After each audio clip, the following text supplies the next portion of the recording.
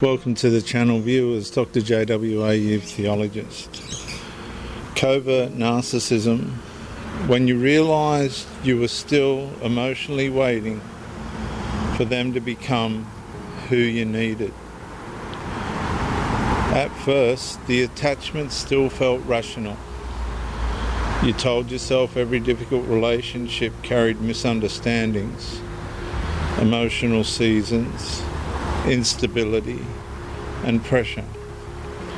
So you kept focusing on potential, on glimpses, on moments where the relationship briefly felt emotionally safe again. But slowly, something devastating began surfacing underneath the trauma bond.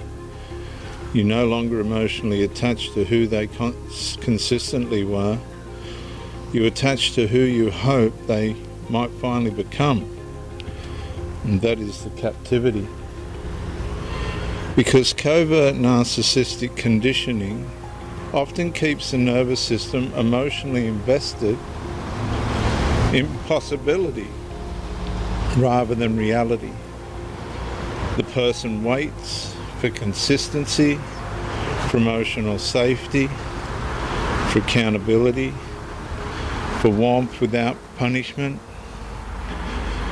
for connection without fear, for intimacy without instability.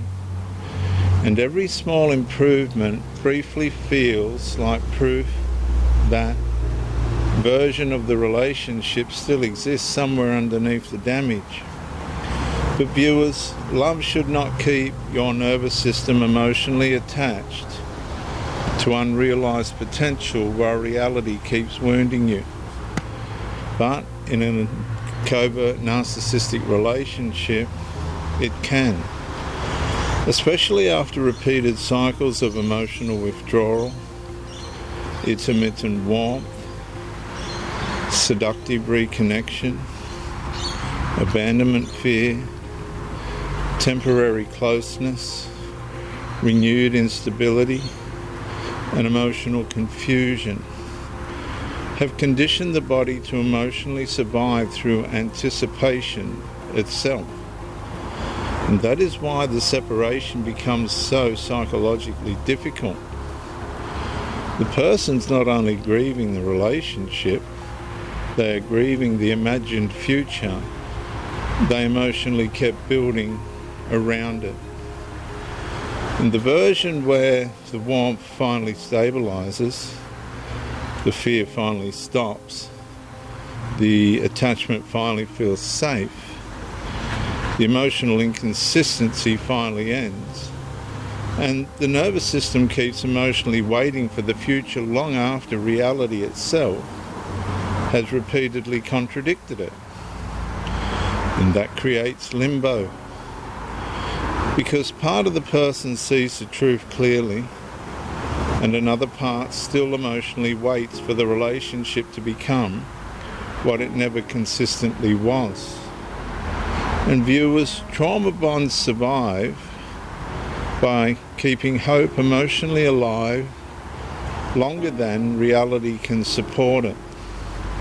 So over time, the nervous system becomes suspended between recognition, longing, grief, attachment, exhaustion, unfinished hope, all at once. And the devastating part is this: the person often begins emotionally missing the fantasy more than the actual relationship itself. They miss the imagined safety, the imagined future, the imagined stability, the imagined emotional security, while their body still reacts to the attachment like survival depends on it. And eventually something catastrophic settles quietly inside them. They were not only emotionally trapped by the relationship, they were emotionally trapped by the version of the relationship they kept hoping would finally arrive one day. And healing finally begins the moment the nervous system stops asking, what if they eventually become who I need? And starts asking, what has reality already been trying to show me consistently this entire time? And I ask you to listen to my final statement very carefully. Because freedom begins when the attachment finally stops negotiating with fantasy and starts recognizing reality without interruption. I'm Dr. J.W.A., youth theologist since 1994. Like and subscribe to encourage me to do more. Comment to educate me, and share to help somebody else. I'll see you in the next episode entitled